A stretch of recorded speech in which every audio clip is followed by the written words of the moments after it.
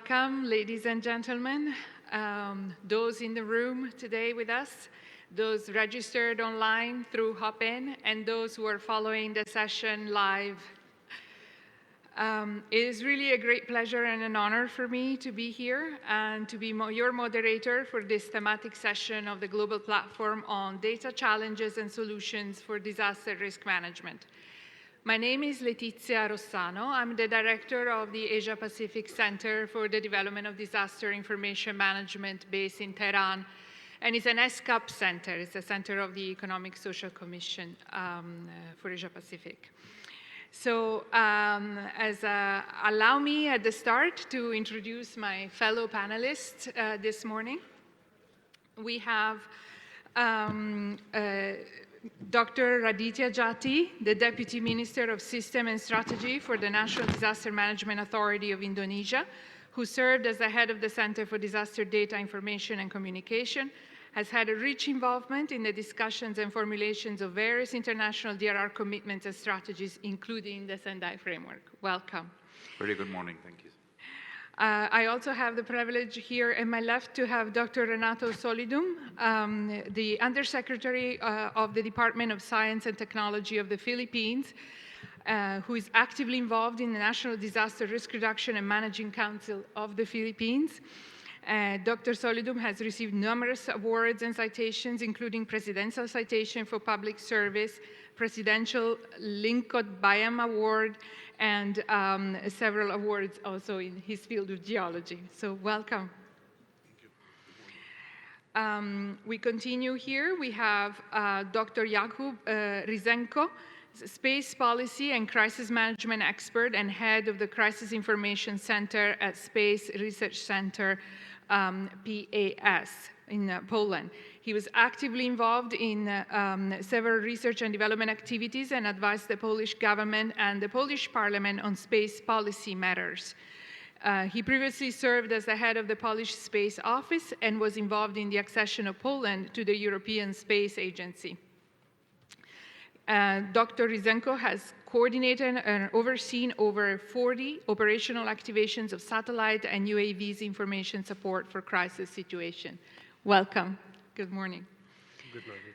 Then we have Ms. Rhonda Robinson, the head of the Disaster and Community Resilience Program at the Pacific Community, the region's peak scientific and technical agency supporting access to data and sustainable development solution alongside Pacific countries and territories. She has extensive experience and specialist understanding of the Pacific, having worked with the development sectors for more than 20 years. Good morning and warm welcome. We also have Mr. Qasem Chaalan, the Disaster Risk Reduction Director at the Lebanese Red Cross and the representative of the Lebanese Red Cross at the Presidency of Council of Ministers. Mr. Chaalan was involved in the multi-sectoral response, holistic risk communication and community engagement efforts during the response to the Beirut blast and COVID-19 pandemic. Earlier, Mr. Chaalan served first as the emergency medical technician in southern Lebanon and then as Disaster Risk Reduction Director and Senior Medical Coordinator at Baghdad International. So, welcome. Good morning, thank you. With these introductions, we are not wearing masks because we are speaking here on the panel. We have safe distance with the first row, and we've all been tested in less than, I think, 24, 48 hours. So before we start getting into the substance of the discussion, allow me a couple of housekeeping points. There is a Q&A function that participants in Hopin who are collected online can use to contribute. And those who are in the room can look up at the slide that you see on the screen right now and use this code to contribute to the discussion. It's going to be really, we aim to have a good collaborative, coordinated discussion with the panelists. So from the floor and online, you can come in through the Hopin and the Slido functions. Our virtual focal point, colleague Carlos Uribe over there, Carlos from UNDRR, will make sure that we can see all your questions coming through. Now we're going to the substance of our business. So just to focus our attention. This is a thematic session of the global platform. It means that it will contribute to the chair summary of the GP, and that will, in turn, the chair summary will be submitted to the high-level political forum of the General Assembly.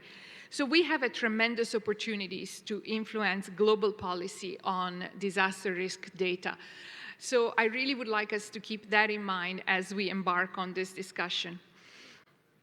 There are a few slides that hopefully you could see behind us being projected. It's part of a work that UPDIM, the institute that I did last year. It's a research that we did when we asked countries in the region what was their appetite for disaster risk information and data. And I thought some of these quotes could help us really ground our discussion and focus the points that we would like to touch on. A key take-home from the work that we've done with countries in the region on this, really trying to take the temperature, is that and it's a question that we also really focus on a lot in the organization that I lead, is how can data about disaster risk be accessed, analyzed, and acted upon?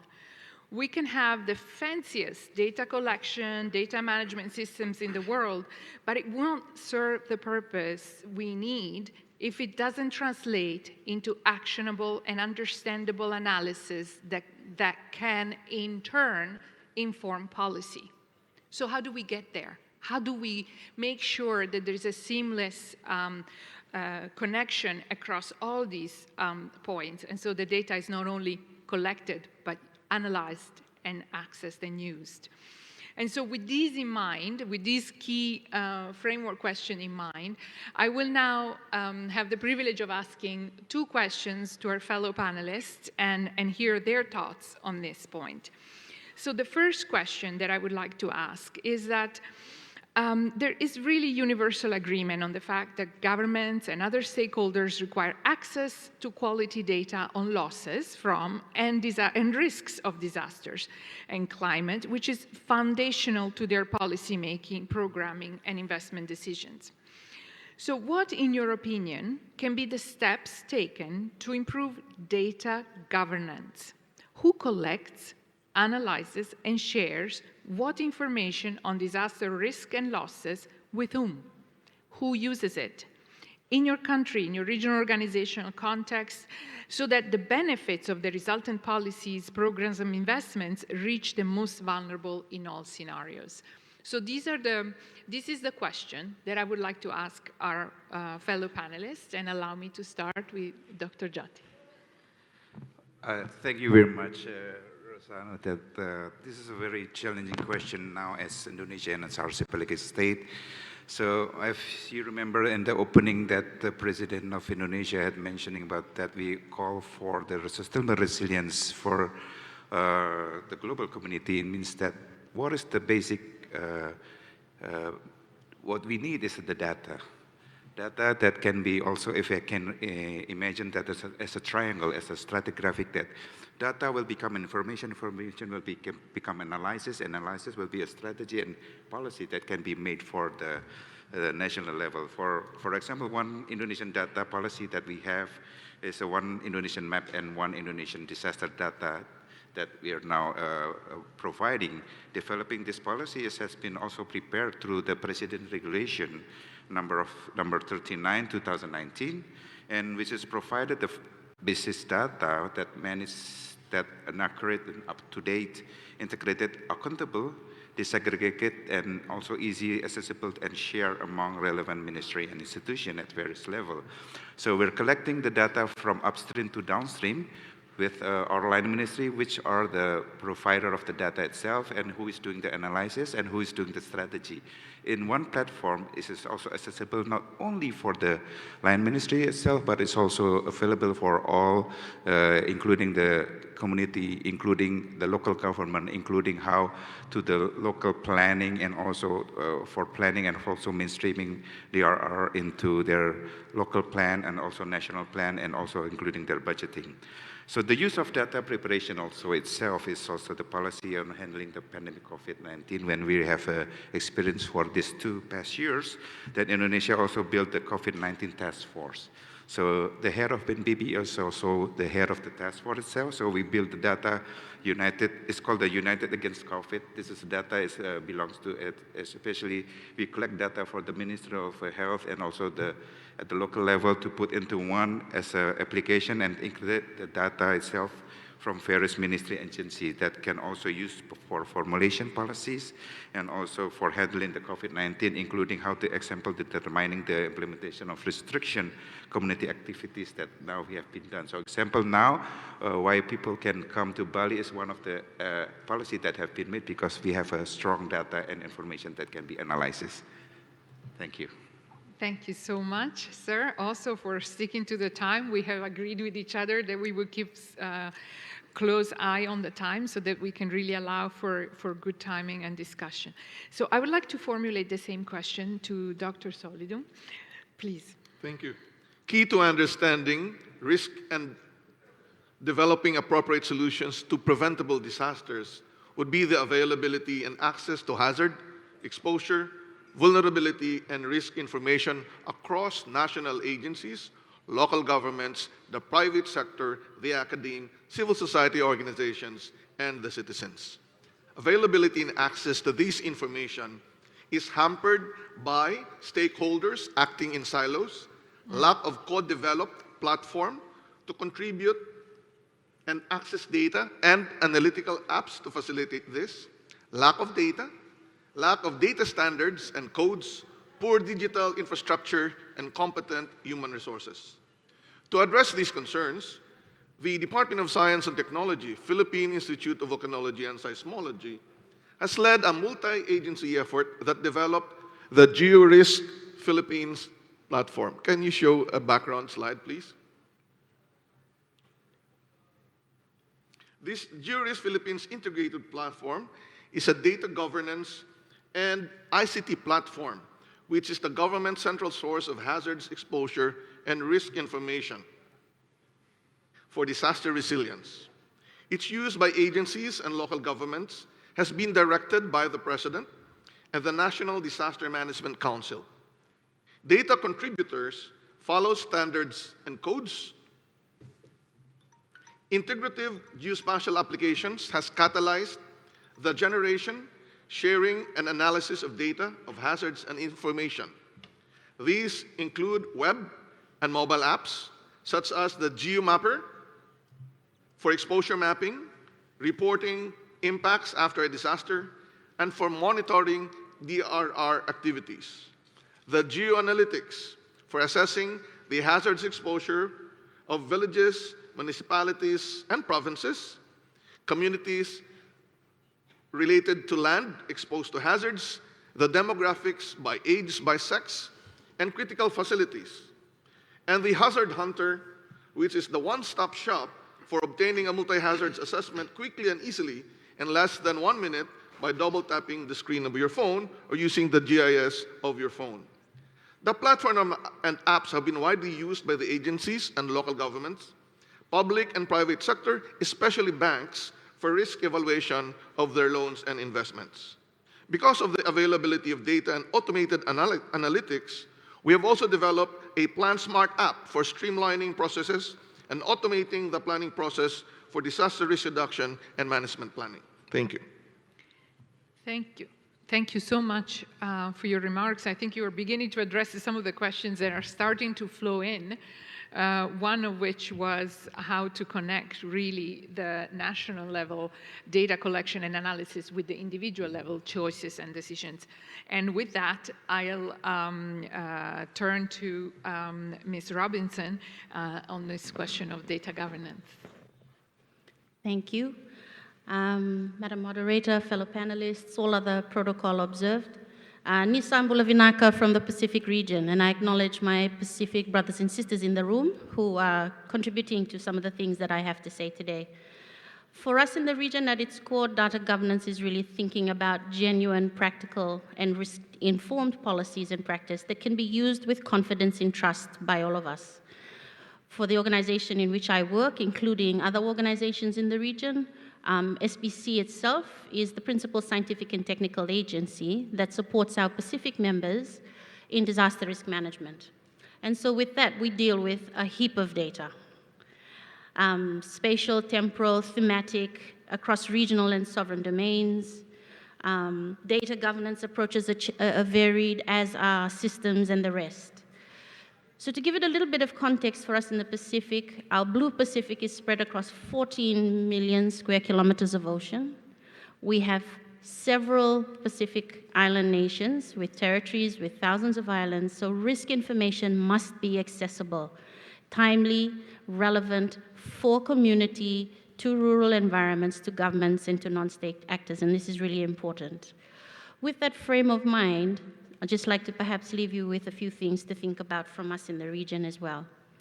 We need to support mature approaches to data, open data systems that condense significant volumes of data into digestible, actionable information, including the core foundations of how we understand our risk for data such as LiDAR, topography, and bathymetry, for example, which is sparse in the Pacific region. We've worked extensively with partners and our members to better understand the information needs that decision makers require as it relates to risk-informed development before diving into the deep data collection work that needs to be done. By working together with partners like our New Zealand Institute of Water and Atmospheric Research, for example, the Pacific Regional Infrastructure Program, and the Pacific Catastrophe Risk Insurance Company, we have consolidated our efforts to map critical infrastructure, sector assets such as water, large buildings in capital cities, homes in villages, and informal settlements as well. We've been able to support assessment of hazards and their impacts and produce information in a sensible way that is understood by users who are neither scientists nor subject matter experts. We must all get better at this, and we understand that. A second area to highlight is perhaps an example I'd like to feature about the use of traditional local knowledge together with more contemporary approaches. And to illustrate this, I'd like to use a reference of the Tonga volcano and subsequent tsunami in Tonga more recently, which you would have heard about. In terms of local early warning efforts, the Tonga's Met Service, also the Tsunami Warning Center, because for us in the region, these things often double up in their efforts, and emergency teams had been updating the community across the country of increased volcanic activity and related tsunami potential for some time. The messages were put out both in English and in the Tongan local language and outlined the risk and the urgency with which communities needed to act. So we often get asked after the event, why weren't more lives lost? And the reason is because preparedness based on an understanding of the risk included clear evacuation procedures and safe sites.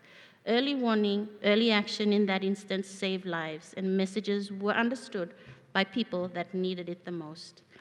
So I might like to leave it at that and just ground some of the information, the data, and the application of that in a real country context. Thank you. Thank you. Perfect timing. We had allocated ourselves, and in fact, beautiful also connection between the global policy and the individual actions.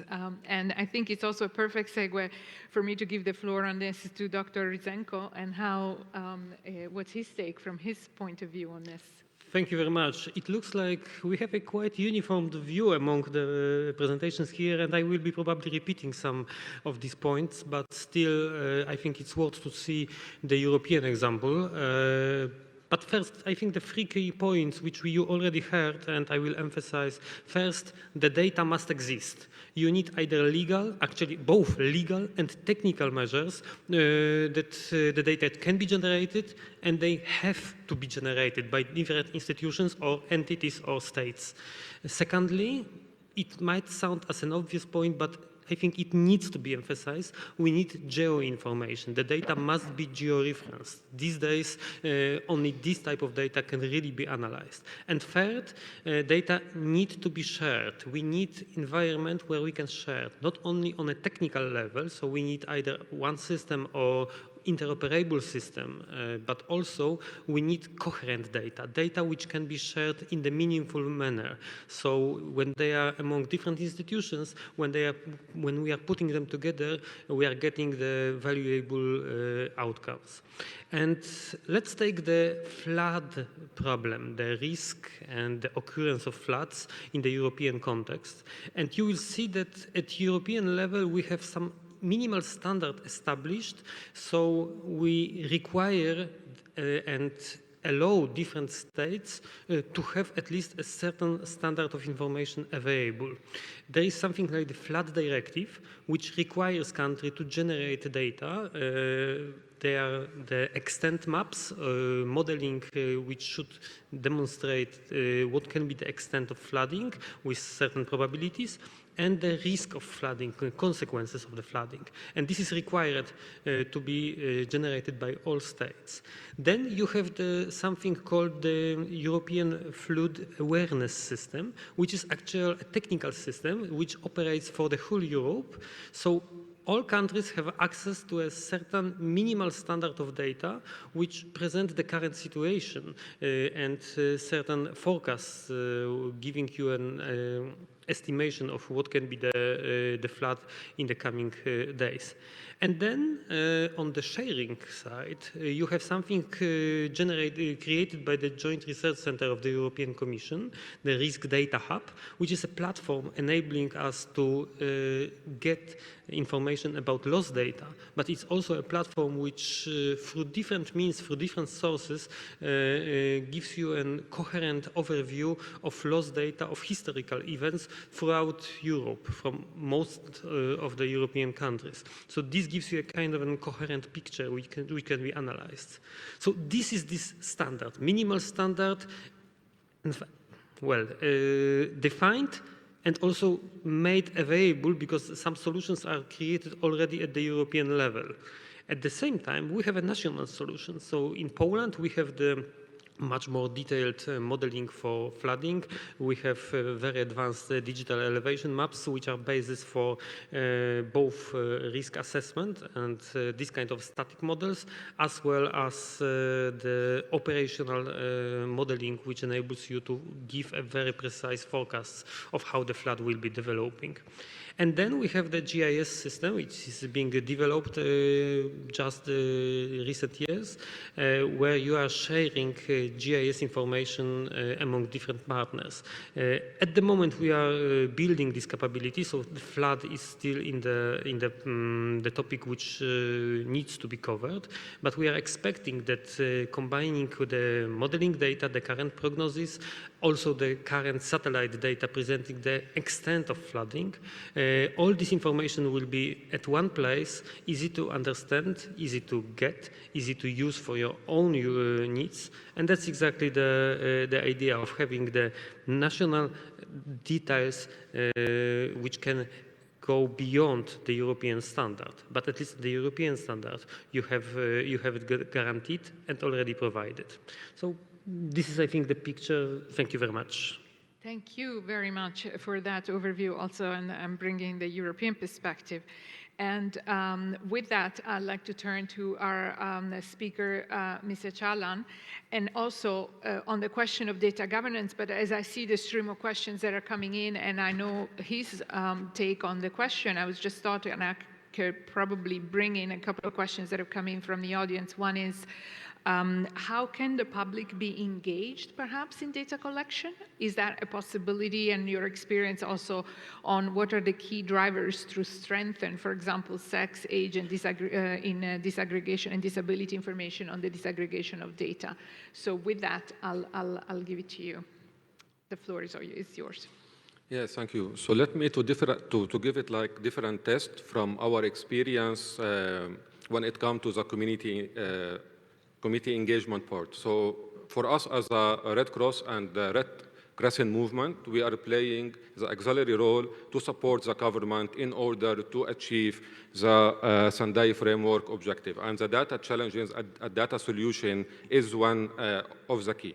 So for us, we work very closely with the Disaster Risk Management Unit at the Presidency of the Council of Ministries, where there we have the Lebanese National Council, the Scientific of Research, which is the right arm for the government, and where the Lebanese Red Cross come, and where the local institution and the community come. We need to remind ourselves first, why we are collecting the information, why we need the data. It's one, to help us to take the right decision on the right time to save life.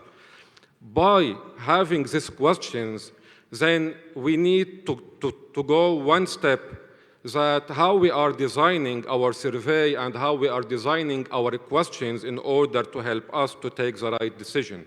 And in order to do that, we need to identify the right stakeholder within the government and the local communities. And due to that, one of our experience in coordination with the DRM as the Presidency at Council of Ministries, we invited all the relevant ministries and the relevant governorate, and we put scenario, and one of the scenario for us, it was the 2006 war in Lebanon, and which it was big war.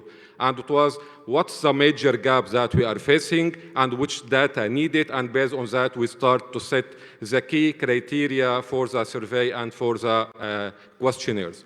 And then, for us, the quality of data is important. It's not about only you have like nice dashboards with nice map, where we find out when we reach the community, they are happy to speak about it, but they cannot translate it to the reality, and simply they cannot take the right decision.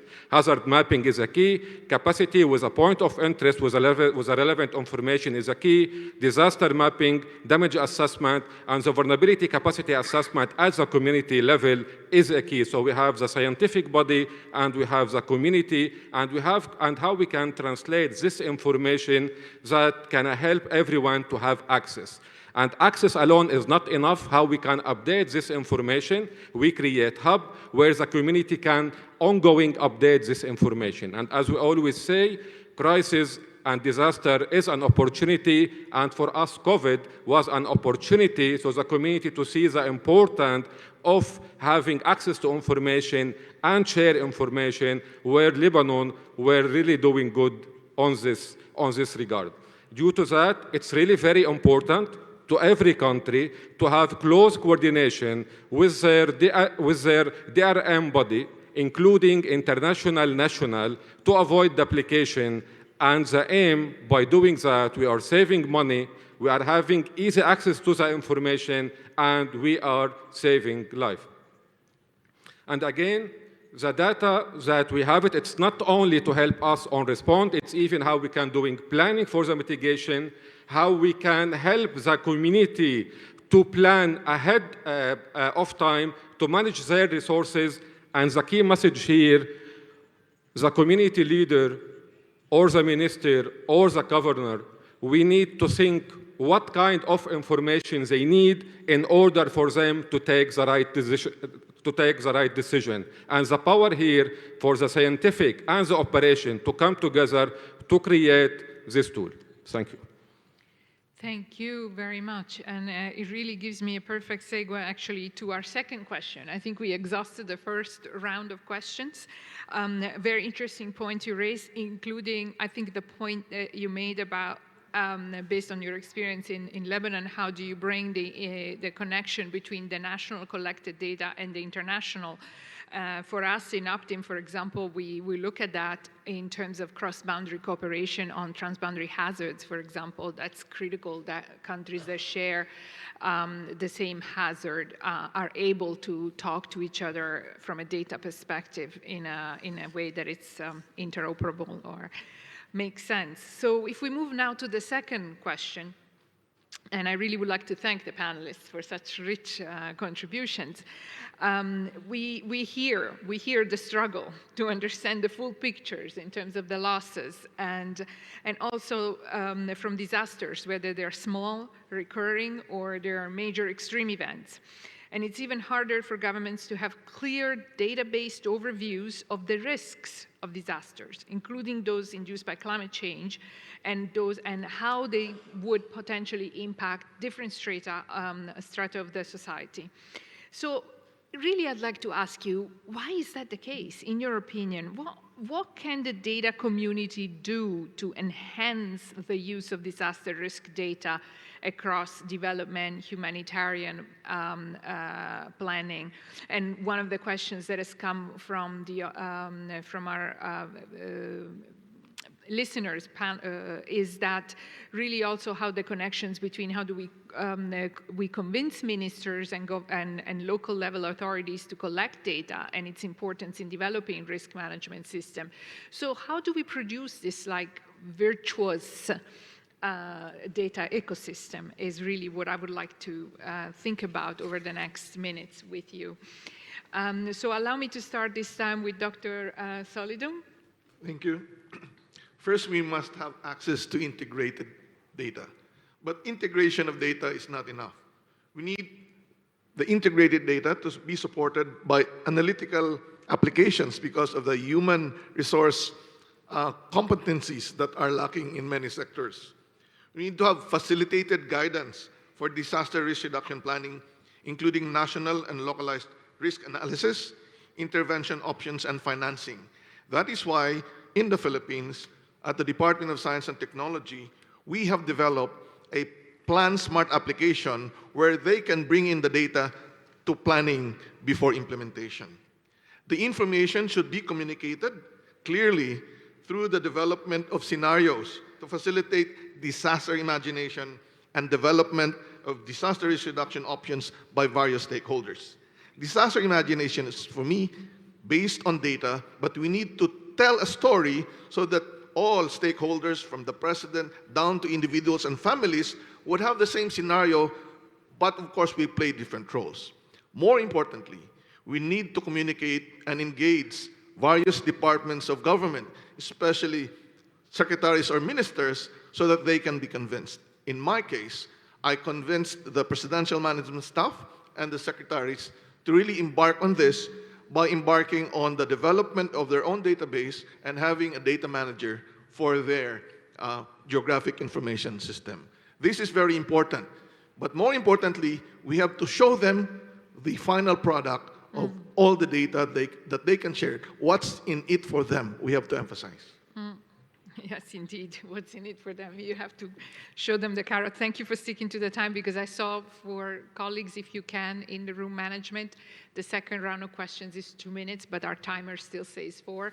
But our kind panelists remembered and stuck to the 2 minutes. So thank you. With that, we go to Dr. Jati for the same, your thoughts on this. Yeah. Thank you, Madam Chair. So I think it's similar to Philippines that we also need several points that we have to highlight. The first is about the data quality and interoperability. So I think the availability of the data will be also a lot of diversity to term of collection and methodology. So I think this is very important to have the collection of methodology, quality, and standard of concept, as well as the data's resources and also challenges to sharing the data. The second is about the access to availability of data and information that should be also optimal. That is the various data, disaster data and information that are already available on various national and international platforms should be also optimally due to the limited of access to internet. So this is how we can access to, as an archipelago state, we have small island developments and so on. This is very challenging for us for that. And the third is about the governance, utilization, security data and information. So I think this is existing data that cannot be utilized optimally for the RR planning. So I think the challenge is how the decision maker in the process and the do for the unequal capacity resources for regional and characteristic of geography. I think it's very important that the capacity of the local government also is very important for that. And the fourth is, I think, is about the funding for innovation and disaster technology to scale up the data revolution. So I think this is one of the issues that now we are doing for technology for general high cost for accommodate the needs of providing, storing, maintaining data according to various geographical and demographic characteristics. Thank you. Thank you so much. Can I ask Jakub Ryzenko to come in? Thank you very much. I think I can again say I fully agree with the points which were previously given. So we need an integrated picture. We need the combined picture, but not data, but information. I think that's the key point, that we need to translate data into information to really make them actionable at the high political level, but also among the citizens. The people need to understand. And now I would like to make a small experiment. I would like to ask each of you to think about the following question. Let's consider the disaster, the largest disaster you personally can experience, the largest in 10 years, this level of probability. Do you think that at your home, your water supply is resilient? Will you be safe? And what about your power grid? Will you be provided with electricity in that case? Or how long will be the disruption? And what about internet, access to information? Will you have it available? Do you know it? You are professionals. Most of you know very much what we are talking about. Do you have this information? Information, not data. And now look left and right.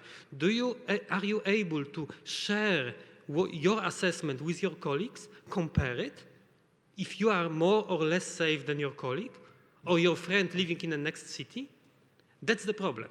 We have data, but we don't have a coherent data. We don't have standards and indicators, a uniform way of speaking about the resilience, about the risks, and this is something which we really need to aim at. We have achieved this in ecology. We now talking about certificates for green cars, certificates for green buildings. If you came here by plane, as most of you, we know what was the amount of CO2 which was generated during that flight. It's also a kind of indicator. We are missing this for risk assessment, for resilience, for communicating. And if we are able to communicate it, then we are able to expect decision makers to make comparisons, to make priorities, to easily decide. This is more important. This is a red type risk. I need focus on this because this is green. This is already secured. I can leave this for later. This is a type of lessons which I think we all have to, lessons, the path which we need to take to be able to communicate in an understandable way, in a comparable way, to make it really actionable for decision makers and for citizens. Thank you. Thank you so much. Can I, while we're on that side of the table of the podium, can I ask Kasem Chalan to come in as well? I mean, it's really always important to take into consideration, again, it will take me back to the first question, just to do the link, is to try to work to avoid duplication. And because what we found out, the main challenge during the response and when we need to use the information, it was always difficult for us to compare this information together and to do the linkages. And that means we work hard to prepare, and during the response, we were not able to use this information in a very best possible way. So for us, this is really a key, to compare all the data together, to design it in a best possible way, to avoid that duplication in order to achieve our aim to save life. Thank you. Thank you. Thank you. And finally on the panel, Rhonda. Thank you. And Dr. Jacob, I think you stole my thunder a little bit because some of the areas I wanted to cover, you've actually spoken to, data to information. And if before we even get to the information side of things, as data, disaster, climate, and risk management practitioners, we often go down this rabbit hole when discussing data and what we should be doing. I mean, these can range from disparate sources, non-standardization, varying time and geographical scales, and of course, the all-sensitive data requiring special authorization by the owners for the users. That said, of course, in the Pacific, we've made great strides to support our members, governments, and partners to establish open data repositories and digital pathways to risk information that is readily accessible and has decision-ready products. This has included consolidated disaster statistics for the Pacific on Desinventa, for example, And we're also working through disaster displacement information in the Pacific as well, and we'd like to thank our partners who've been working with us on those efforts. The issue, though, is we need to bridge the divide between the data community and the decision makers, and that comes with, again, building trust and relationships, something we don't often talk about when we're talking about data, because they're emotions, they're personal, building trust and relationships. So, for instance, you know, if we're talking to ministries of finance around resilience, they want to know the cost of disasters, the loss in productivity, investment costs for risk reduction initiatives by sectors, for example, for them to be interested and for them to mobilize. And so, you know, for public and communities, understanding what is expected through early warning is really important. And so messaging and knowing what to do in those aspects are for them important by way of data and users. I guess the main message here being, know your user, their needs, the purpose, and the use of that data. Thank you. Thank you very much. And I think we have exhausted the second round of questions, and kudos to all the speakers for really sticking to our agreed time. And I believe we have a virtual intervention. If it's ready, I'll look at my colleagues. If we can have, yes, I believe so. From Gina Sitembisu from SADC.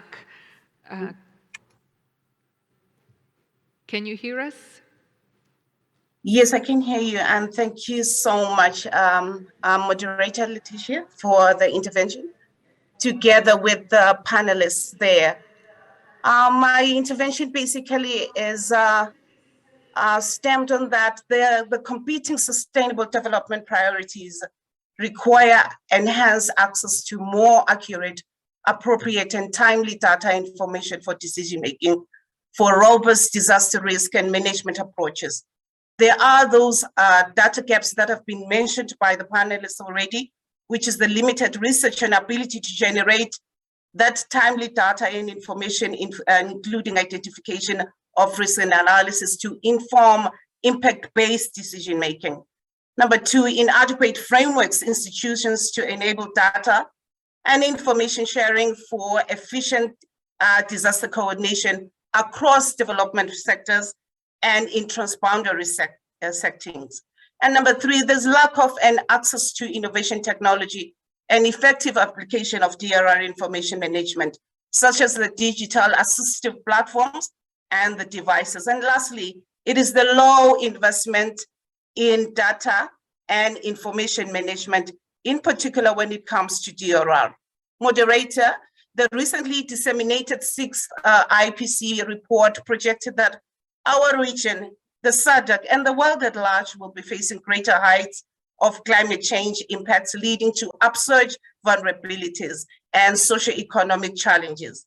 And as I conclude, I would like us to make these deliberations as we are midway in terms of the implementation of the Sendai framework.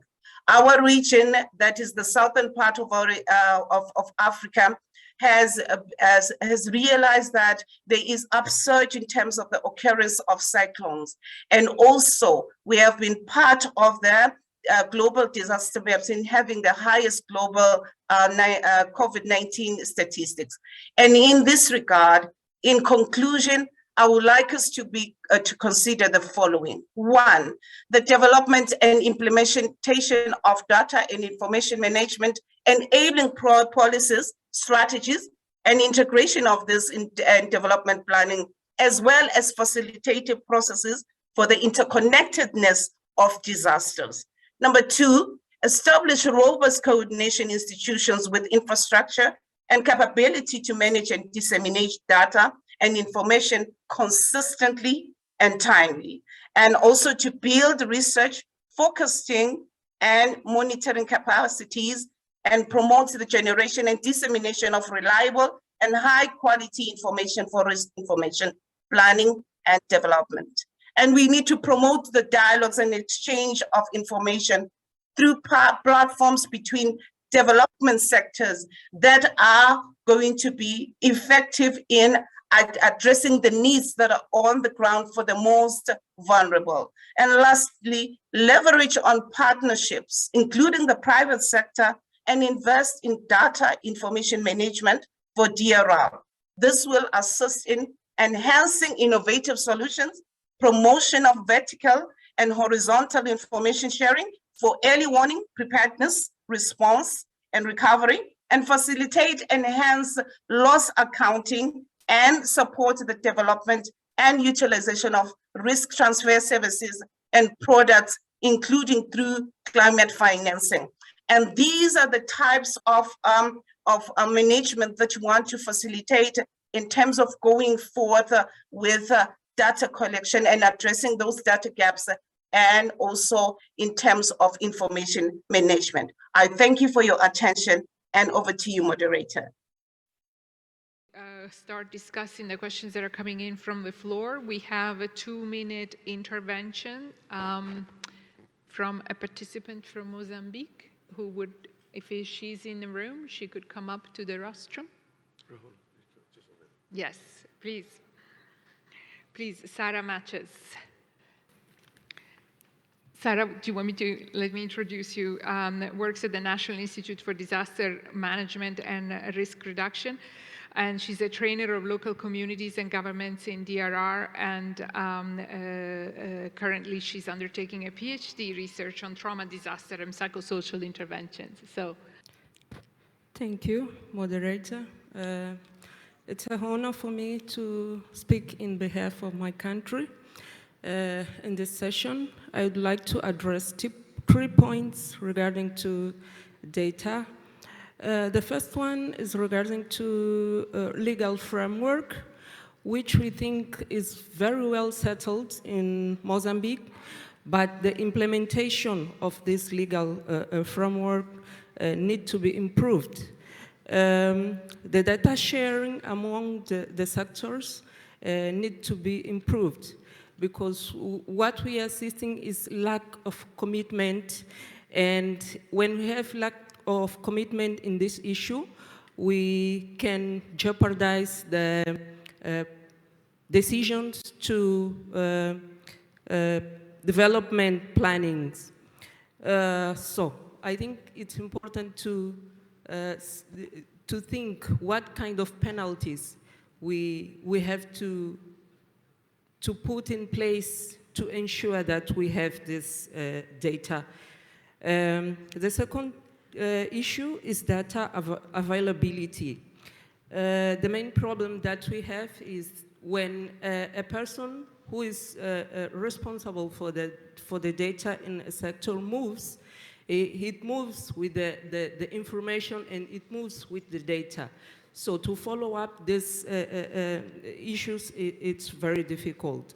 So what is needed is to improve the databases, so in a way that if that person moves, the data still in the institution. And so capacity building and technology transfer. And lastly, I would like to talk about the transboundary issues, because Mozambique is located downstream of 9 river basins with the neighbor countries, and we have a large coast, which we are prone of floods and cyclones. So we have the Regional Center for Humanitarian Operations and Emergency, but we need to quickly put this center working. I thank you. thank you very much. We're having a little bit of a technical glitch, but we now come into the point where we really would like to include and bring in the questions from the audience. And there was a very healthy stream of questions coming through, both from the participants here as well as who are following us online from around the world, actually.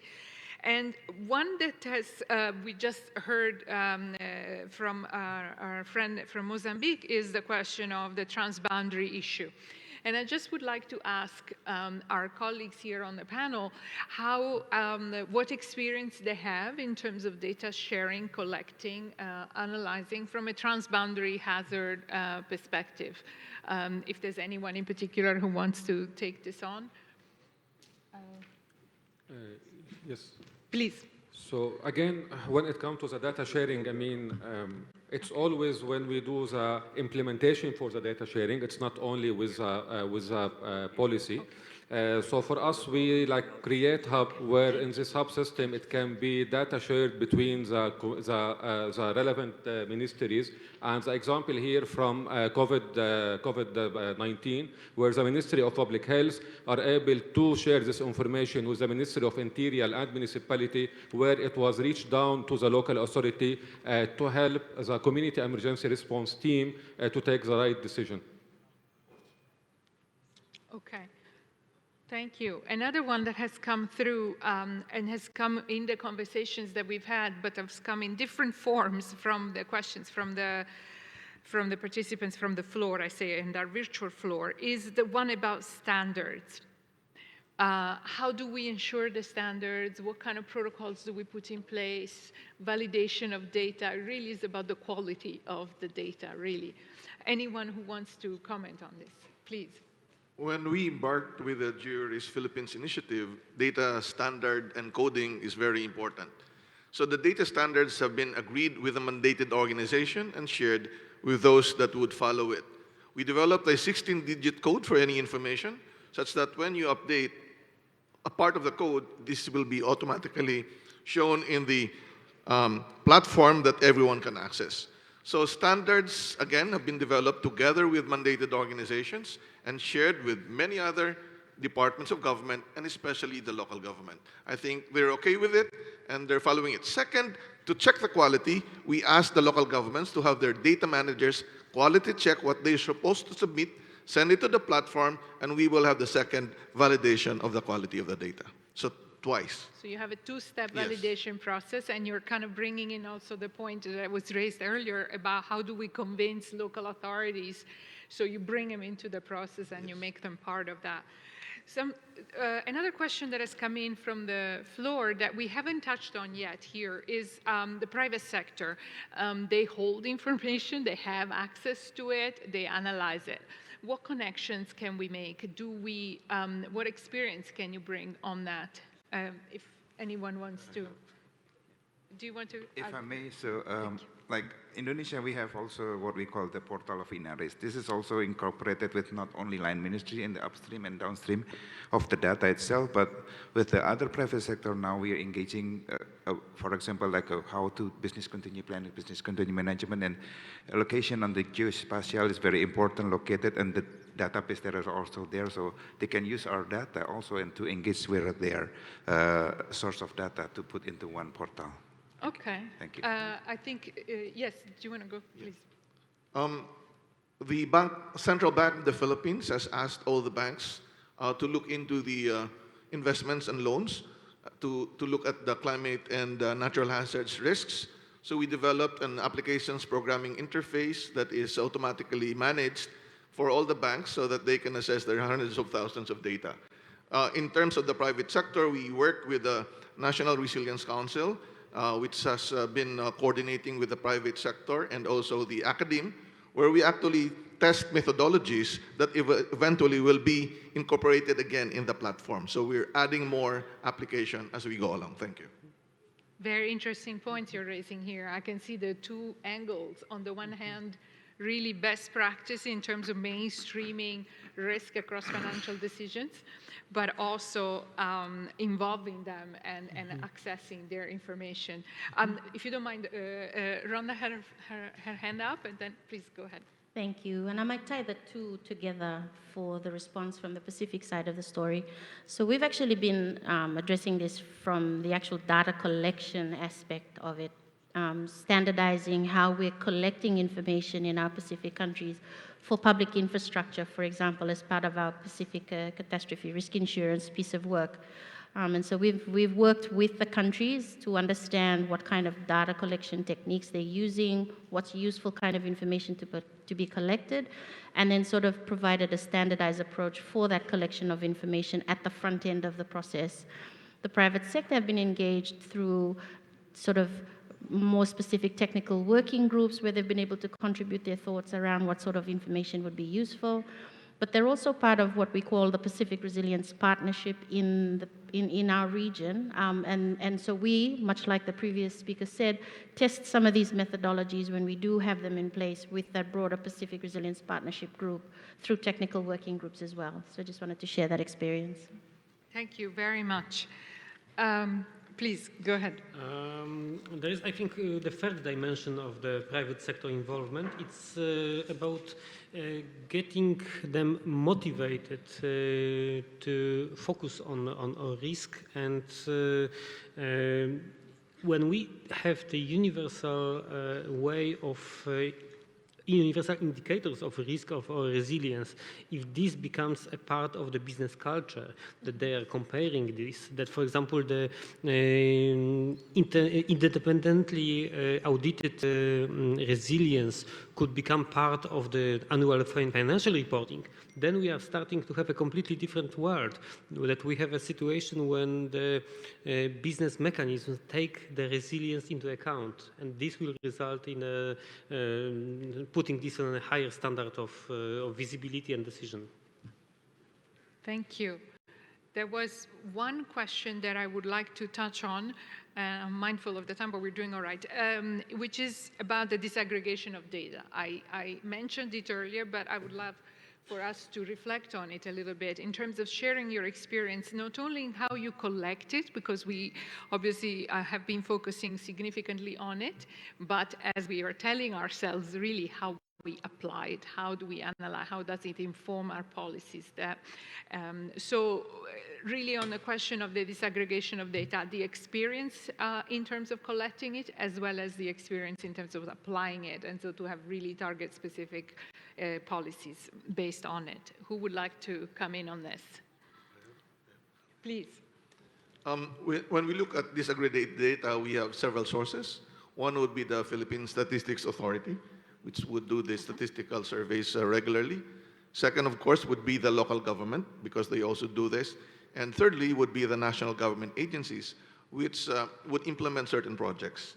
Of course, it's not, it should be updated regularly, but because of these aggregated data, for example, in the geoanalytics application that we have, we can go down to the village and up to the province level and look at what sort of population and sex, and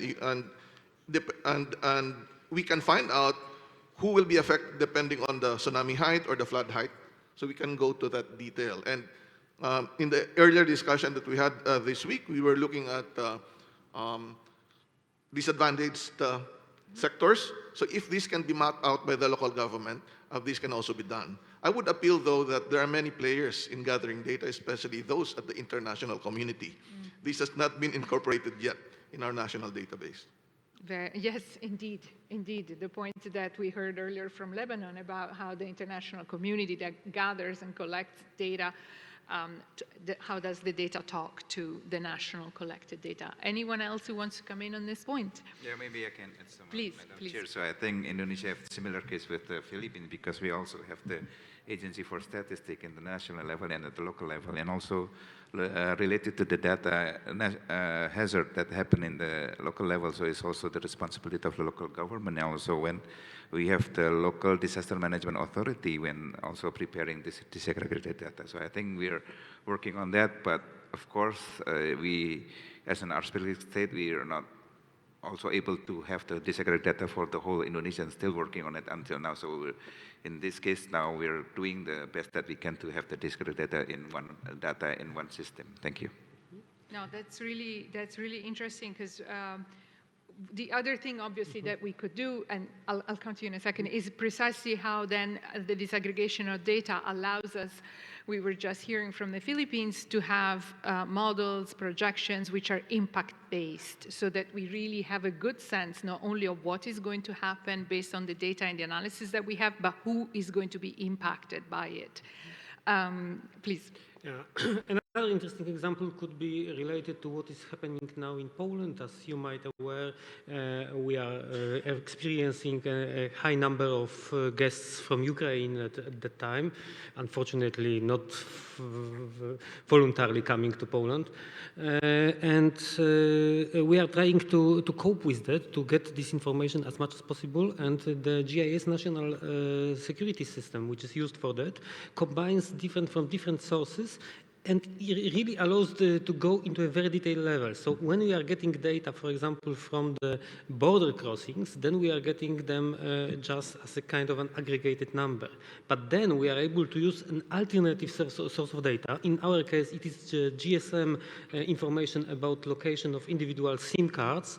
And assuming which of those are of the Ukrainian inhabitants, we are able to get quite precise information about the population distribution, where the refugees are physically, because we are not organizing it in the way that we are keeping them in the refugee locations. They are free to choose their own locations, and we are able to track it in a very easy way. So I'm emphasizing this as a way of using the alternative sources of data, like GSM, and putting this together with administrative data, with the statistics. This gives you a very valuable picture. Indeed, indeed. We're really touching on so many, it's such a rich discussion.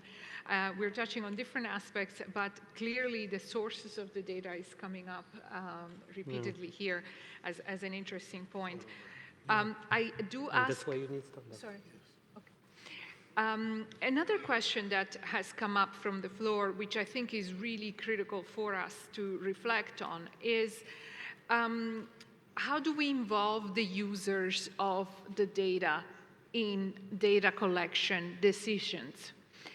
And I mean, and this is something that we also reflected in Optim actually ourselves. The policymakers, as we were hearing earlier, we have to produce analysis, or we have to package the data and the information for people who may not necessarily be experts in the subject matter. It needs to go a level higher. So how do we involve the users? Do we involve the users, and how, and what's our experience and our thoughts on that? Philippines. In the Philippines, both government and private individuals, when they have a project like construction projects, need to have some assessment of their property before they are allowed to build. So there must be a risk assessment. So the hazard hunter can allow anyone to find out all the hazards that they can be affected with in the land that they will buy or in their own homes in less than 1 minute, actually 30 seconds. And this would allow decision making at the individual level. It makes also real estate businesses transparent, and also the transaction with the local governments will also be more efficient, because we have a color-coded assessment and they would not be able to do anything with it. Second is very important. It is very important to link this data gathering with other applications. For example, since the Philippines is an earthquake-prone country, one would want to find out if their 1 to 2 story concrete hollow block house will be affected by a certain earthquake event. So we have developed a How Safe Is My House application, downloadable both in Android and iOS phone. And if they allow us to get data where they are located, then we can actually have an assessment of their house if they will be affected by an earthquake or not. So there is a participation in the process, and not only in the platform, but other platforms that we develop. Thank you. Yes, please, go ahead. Thank you. I might just share an example from one of our member countries, Vanuatu, about users getting involved in the process. So for a lot of our Pacific Island countries, connectivity is an issue, internet connectivity. So those online platforms that require you to be connected to the internet are a challenge sometimes, particularly for the remote isolated communities. So the Vanuatu Met Service a few years ago established a system where they would reach out to community members based out in some of the more isolated remote communities, and the community members were given an incentive or support to go out and look at river levels within the nearby river systems, and get an indication of river height, so for flooding.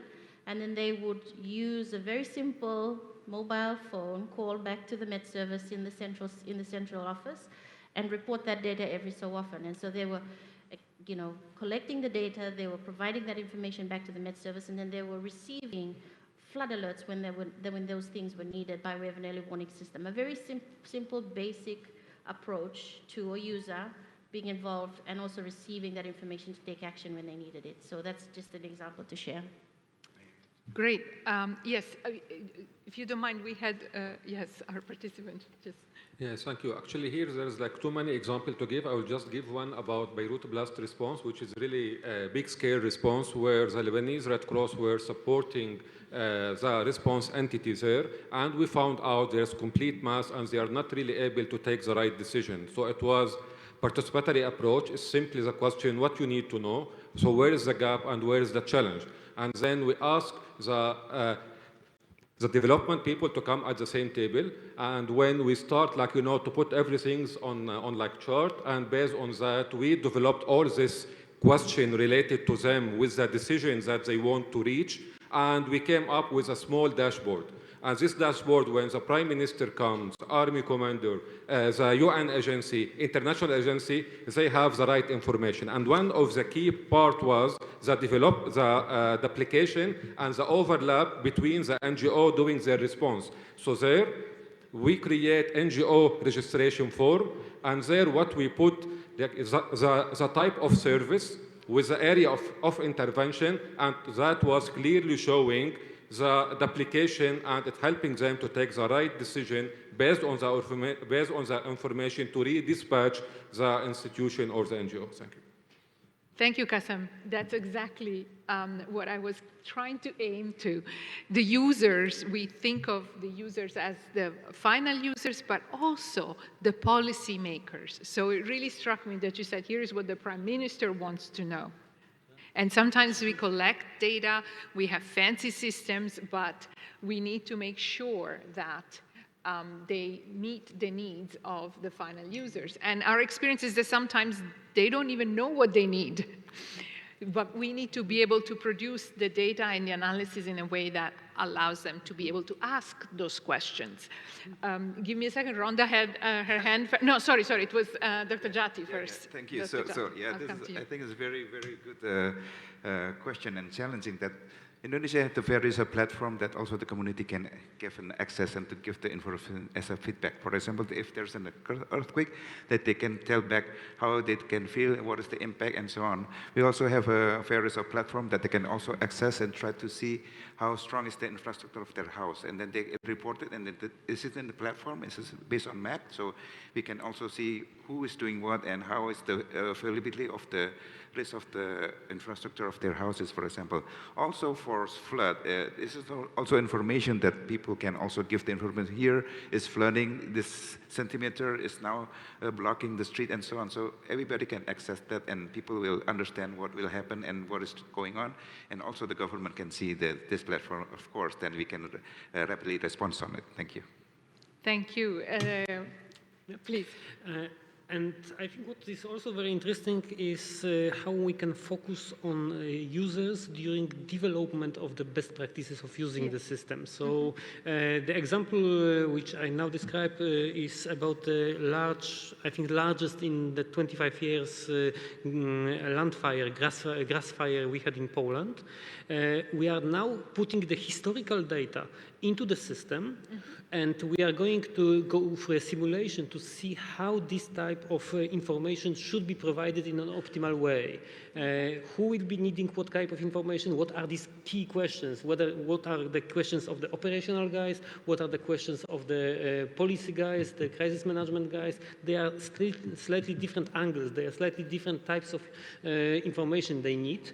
And when you are combining the satellite data, the drone data, the field reports, how to make the picture optimal and how to use it from the pure best practices point of view, how to best use it when this situation happens in future. Thank you, Jakub. That's really, really helpful. And I think we're having a really very rich discussions. I'm looking at my colleagues over there to see whether there's any more questions from the floor that we should be entertaining through the Google sharing document, or we can move to the brief roundup. So I'm also giving a couple of minutes to our panelists to focus their thoughts, because I'm going to ask them now really to take a moment and share with us any final thoughts and reflections so that we can wrap this really rich discussion. So allow me to give the floor to Dr. Solidum from the Philippines. Thank you. Yes, please. My advice is to co-develop and co-implement science, technology, and innovation solutions and engage as many stakeholders as possible. Don't get tired. And just to share, in the Philippines, even international partners have been working with us to use the GeoRisk platform in their new projects and to share the results of their projects through the platform so that all people, all stakeholders can get access. And I would encourage more international collaborations and sharing of data so that wherever we are in our own countries, we can maximize all our efforts from the global, national, and local initiatives. Thank you. Thank you. Thank you so much. Dr. Jati.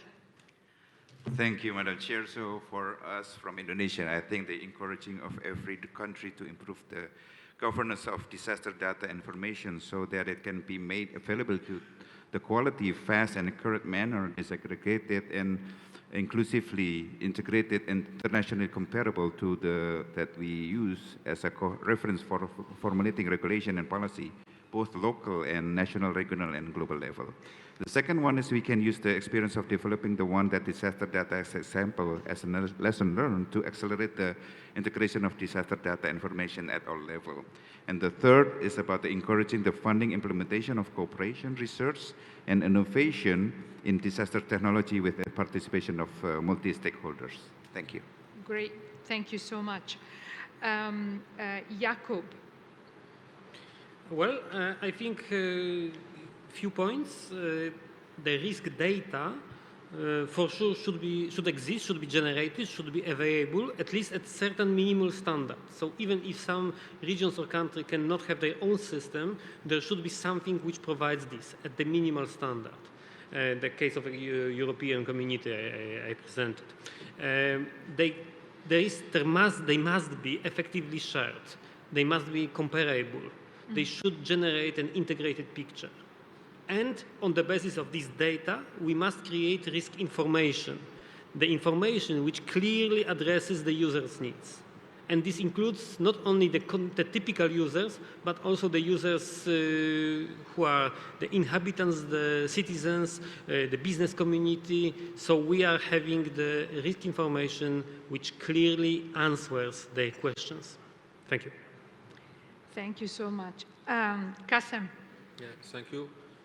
The integrated approach and the complementary approach is really a key. Map your stakeholders to avoid duplication. Make sure to use the same platform that when you need this information, you don't find out that it's useful because tools, they don't speak the same language. Remember that we are better together and we are stronger and we are more stronger together. And when disaster strikes, the time to prepare has passed. So this is the time, and good luck, everyone. Thank you. And I'll now go to Ms. Robinson. Thank you. And so in a similar vein, work with partners and don't try and do it all alone. Within the Pacific, through partnerships, we've been able to garner expertise we sometimes don't have within the region and helped us model future risk scenarios to understand what these impacts might be coming at us on our people, on our resources, and our services. And also, an understanding of how these disasters impact sectors, the economy, and/or people allows us to test and design recovery options better. These statistics and this data doesn't just tell us what the impacts of past events are or have been, but can help shape the decisions that we need to be making in the future. And finally, just generate fit-for-purpose risk information. That's really, really important to inform investments and resilience actions. Thank you. Thank you. Thank you very much. And with this, I think I now have the task of pulling it all together. But before I do so, allow me to really warmly thank all the panelists who have contributed to such a rich and enlightening discussion. It's been a great pleasure working with you also ahead of the session. We tried to prepare this conversation so that they'd be really informative and useful to you. And allow me also to thank my colleagues in UNDRR who invited me to this, to facilitate, to moderate this session, and who really prepared the background through a task team and through background notes, etc. So Diana Mosquera-Calle, Raul Sengupta, and then Carlos Uribe, who is now feeding the questions. Thank you. Having worked for several years in my previous lives with UNDRR, I know the amount of work that goes into the preparation of the global platforms and of these sessions. And I do know that this is what makes these sessions so valuable for policy making and to move forward the agenda. So with that in mind, and closing the loop a little bit to where we started, what is this session for? How will inform the way forward? And with that in mind, I'll try to kind of pull together some of the key threads that have come out. We had the privilege of listening and hearing examples from some of the best practices in the world really here. And we heard the importance about having a national data policy that is co-developed, that is, involves all the stakeholders, and that includes minimum standards, and that also, in order to do so, that looks at the landscape. What's the ecosystem, the data ecosystem in the country? What's the landscape? Who is collecting data? And how can we leverage the existing capacities in the country? They may not be necessarily related to disaster risk, but they hold information that is useful and that is relevant. How do we bring those in? And we also heard the importance of relying on statistics information, because that is where you have the real disaggregation happens. So how do we mainstream? And in Asia, actually, there has been great strides on that, and we're heading towards a global level policy, but it's key that we really have seamless systems at national level to integrate data that is collected for statistics information purposes with disaster risk, because it will inform policies about vulnerabilities, exposures. We know who is going to be affected, what's their educational level, what's their age, what's their income, how their livelihoods are going to be affected. All of these things are relevant to have really well developed risk analysis and information. The other key questions that we touched on, and that I think was quite useful, is how do we translate data into policy? And we spent quite a bit of time discussing that, and I think it was useful for us to think about the two ends of the using of the disaster risk data. The final users is ideal when individuals are in a position to be able to access government-validated information that informs them about the risk, about investments or their daily lives, whether they're going to be affected by flood. But it's also critical that the same information could be, or the same data could be translated into information that is relevant to the Prime Minister or to the head of planning or to the disaster management response authorities that need to be able to tell. I tell my colleagues in UPDEM, guys, always think about somebody, middle-ranking officer in a ministry in one of the countries that we serve, how what we are doing in disaster risk information and data helps this person make informed decisions. So always think about who is going to use the data. Before we produce it, before we collect it, before we start analyzing it, it's always the question of the end user, whether it is an individual who makes a decision on a home to buy, or whether it's the Prime Minister who decides investment policies or guides those investment policies. Similarly, we looked at the importance of having interoperability of data also at the international level. And this is where it's incumbent upon us working in this field to really facilitate conversations, to really minimize the risk of, for countries to work together and understanding risk from a cross-boundary perspective. So that is also important. We also focused quite a bit on capacity. What is the capacity at local level and national level to collect, but also critically store and analyze the data? So there needs to be a cadre, a capacity, and understanding of, which goes well beyond data systems in and of itself, but is well informed by risk reduction issues.